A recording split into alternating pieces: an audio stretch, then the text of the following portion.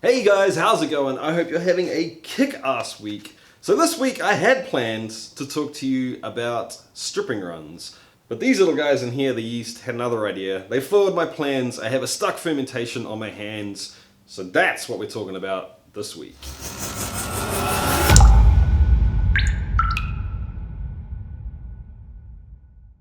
Hey guys, welcome to Still It. I'm Jesse and this is the channel all about chasing the craft of home distillation and making it a legitimate hobby. So if that's what you're into, have a look around. If you dig what you see, hit the subscribe button, ring the little bell next to it so you get all the notifications and you won't miss anything. Alright guys, like I said, I've found myself a stuck fermentation, so when life gives you lemons, you make limoncello. We're going to have a talk about all the possible things that could have caused this and how to fix them, which I hope helps you guys out as well.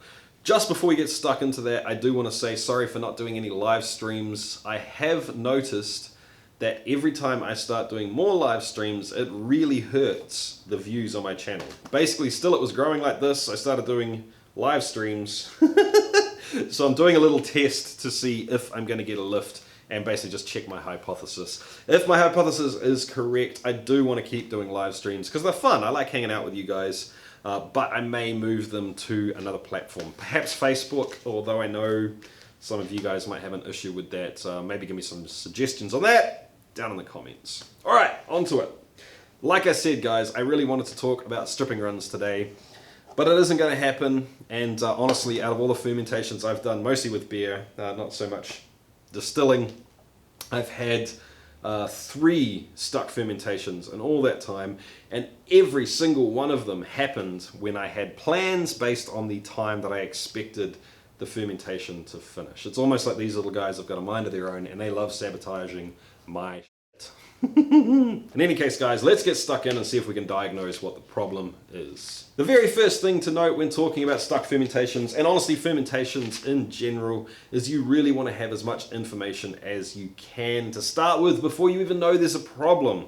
So the idea is you want to know what your starting gravity was, you want to know what you expect your final gravity to be, and you want to be able to take accurate readings of your gravity at any point in time during the fermentation if you think there's a problem. Essentially what happens with fermentation normally is you start with a little bit of a lag period while the yeast is multiplying. This is the amount of sugar, by the way.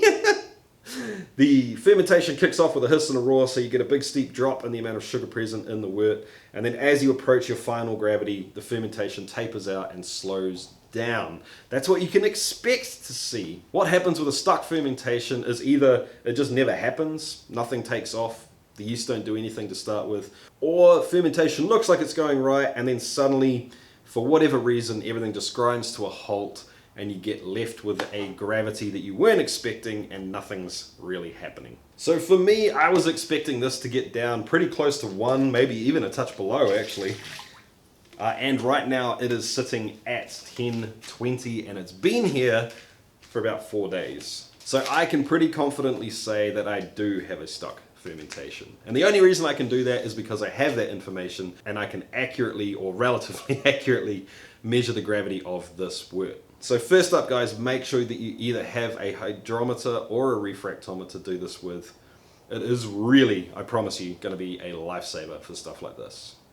So with that out of the way, the first thing you want to do is decide whether or not you've had any action in the fermentation at all up to this point. So did you get some life out of your yeast and then they petered off, or did just basically nothing happen and the fermentation never really started, or it just started and fizzled out? The reason you want to ask yourself that is it gives you a really good indication of what's going on. If you started out with a healthy fermentation and now you're somewhat stuck, there's a pretty good chance that something has essentially slowed the yeast down, put them to sleep, or even killed them off. But we'll put that aside for now because that gets a little more complicated, and we'll go back and talk about what happens if you just had no life at all. If you've had no life, it's a pretty strong indication that something went wrong right at the time of pitching, or even a little bit before that. At this point, depending on the type of wort that you made or the type of wash that you made, you want to ask yourself a few questions. Can you be sure that there is a good amount of sugar in that wash the yeast wants to eat? That's obviously a little bit more applicable if you're doing all grain washes and you're not so sure of that situation. I, however, am using straight sugar, table sugar pretty much, right out of the bag, so I know that's not an issue. The next thing you want to think about is the temperature of the wash when you pitched it. Did you perhaps pitch the yeast into a wash that was still too hot, and did you denature your yeast at that point in time? Did you give it enough nutrients? Did you give it enough oxygen dissolved into the liquid at the beginning to give it a healthy start? And finally, did you pitch enough healthy, viable yeast to get the job done? Maybe your yeast was a dud, maybe it was dead, maybe you way underpitched. Any of those things can cause signs of no life from the very beginning. If you think this is what has happened to you, the good news is that it is pretty easy to fix this situation. All you need to do is make sure that the wash is a lovely place for your yeast to start with, all of those things we just talked about, and pitch more yeast. If, however, you think that you did get some signs of life and the fermentation has petered out over a little bit of time, there are a few more things you want to think about. Number one, and the one that I run into most often, both for myself and talking to other people, is temperature. Has the temperature of your fermenter gone too far in one of the extremes? Is it still in that Goldilocks zone for the yeast that you're using? Has it got too hot or has it got too cold? If it's got too cold, you may have essentially put your yeast to sleep or even flocculated them out of suspension. And if it's got too warm, you could have really stressed them out or potentially even killed them off.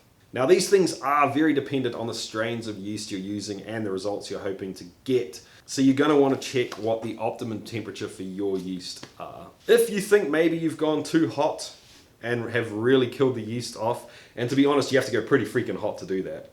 But I totally understand some of you guys in the desert, yeah, I get it. If you've gone that way, once again, all you need to do is pitch more yeast. If, however, you've gone too cold, what you can do is just slowly bring the temperature of that fermenter up, and the yeast are more than likely going to pick up right where they left off. Second of all, you're going to want to think about the alcohol tolerance of the strain of yeast you're using. Essentially what I'm saying is, if you give yeast enough sugar, eventually they will just basically kill themselves off with their own waste product. They're going to get to a point where they can't do any more eating and they're just going to stop. Once again, that is going to be based on the strain of yeast that you're using. And to be honest, if you're getting to that point, you really want to look at your recipe and change the recipe. Because if you're stressing your yeast out that much on a recipe basis, not on a mistake basis or on a out of your hands basis, you definitely want to change things for next time. There are also a bunch of yeasts out there that are just super flocculent. And what that means is basically the yeast just wants to drop out of suspension, sit on the bottom, and it's going to be super, super lazy. Now, flocculation is actually a good thing. We want the yeast to flocculate when fermentation is finished, but we don't want to get lazy before the job is done. Generally, if this happens, the wort will look relatively clear, much clearer than you're expecting, and sometimes giving the fermenter a gentle shake every now and again can encourage that yeast to stay in suspension. When I say gentle, I do mean gentle, just like a little swirl like that. And the last thing to mention is that at the end of the day, you're dealing with a live organism, and sometimes it just doesn't do what you want it to do. For whatever reason, the yeast, the fermentation gods are against you, and it just doesn't work. So with all of that said, it's about time that I figure out exactly what's going on here. So I know that I started at 1065 from memory. Geez, I should know that for sure, but about 1065. I know that I had a really, really strong fermentation to start with, and I know that I'm now stuck at 1020 when I was ideally hoping to get down just below 1. So I know there's a whole lot of sugar left in this that I really want to utilize still. So I know I've got a stuck fermentation, I know that it started out well, and I also know that that amount of alcohol for this yeast, which is just a baker's yeast, is no problem whatsoever. It'll easily ferment down from 1065, no problem there. So I've got a pretty good idea that I had good healthy yeast to start with, or it wouldn't have started the fermentation off as it did. And the first thing that I want to look at is probably temperature, and I'm guessing because I wasn't able to actively warm this, I was just relying on insulation. It has been a little bit cold, and I've been slack. I haven't been out here monitoring it every day. I'm guessing, I'm hoping that that's what this is. Just from feeling it, yeah, I'm guessing it's about sort of 18, 19 degrees, and if that is true, yeah, I think that's the problem, and that basically I've been lazy and I haven't been out here taking care of it. Ideally, I want this up sort of more like 25 to 27 degrees, somewhere around there. The trusty IR thermometer is saying I'm at 21 degrees, which is not as bad as I thought it was, to be honest, after feeling it, but obviously not ideal. I have been slack on that, and I should have been keeping it a little bit warmer. Because I had that nice strong fermentation at the beginning, I'm confident that there is enough yeast, enough healthy yeast in that fermenter to get the job done. If I can give it a little bit of a boost. I'm going to give it a little bit of a shake, give it a little bit of a stir up over the next day or two. Not actively stirring it. I don't want to introduce more oxygen at this point in time. But I do want to just encourage that yeast to stay up in suspension. And I am going to hook my little space saver heater up to a timer and set that up over here as well. I am going to try and bring the temperature up relatively slowly. I don't want to jack it way up, way quick and sort of surprise the yeast. But I'm hoping that in the next sort of 2 days I can get activity on this fermentation, and in about 5 days from now I'll be done with fermentation. That's what I'm hoping for anyway. Anyway guys, the heater's hooked up. I'm going to monitor it closely over the next 24 hours and try and find a nice sort of on-off schedule for the heater to ramp the temperature up a little sort of slowly. And then another schedule to keep it consistent. I'm going to aim for 27 degrees to try and dry this out to finish it off.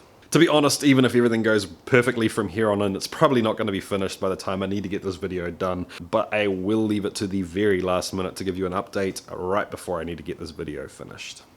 I am coming back a couple of days later, guys. The heater's been working nicely. We are now at 25 degrees. We're still creeping up a little bit. I've been taking it pretty slowly, but we do have signs of life, much more life than we had before, and the gravity is starting to drop much quicker now as well. So I'm hoping that I have managed to rescue this, and that is all that was wrong. We're now down to 1016, and I expect that to start dropping pretty quickly from here on in. Anyway guys, sorry I couldn't bring you the video I wanted to bring you this week. I appreciate you being here and watching it anyway. A little bit of housekeeping, seeing as this is probably likely to be a pretty short video. First up, the shirts, they are ready. There's links down below. Threadless, there was a little bit of problem at the beginning when I first ordered, but they have been really good and sorted that out. So thank you very much, Threadless. Like I said, guys, check the links out down below if you're interested. Second of all, I have to say a huge thank you to all the people that are signing up on Patreon. I thoroughly appreciate it. And I know you guys, I know that you've been saying on the Patreon thing that you don't want any rewards or anything like that, and that's not why you're doing it. I totally understand that you're not in it for a calendar or anything silly like that. I'm thinking perhaps there is a way that I can reciprocate and say thank you for contributing to the channel by offering you more value, a little bit more of what you already get here on Still It. But no matter what, guys, don't worry, this channel is free. It'll always be free, and this will always be the #1 priority for me. Oh yeah, while we're here, I did finally get around to oaking all of the UJSSM. I did, of course, save some as White Dog, but this is now chilling. I need to get some nice labels for these. I need to get onto it, Anyway, guys, just thought you might want to know that these are oaking and aging away nicely. I've got plans to leave some for at least a year, hopefully 2 if I can be that patient, and some that I want to get into in about maybe 3 to 6 months, I'm guessing. I'll give you updates on that as we go. It's that time of the video where I have to say thanks for watching, team. I really appreciate it. If you liked the video, hit the thumbs up down below. If you haven't done so already, think about subscribing, and I will catch you guys next time. See ya.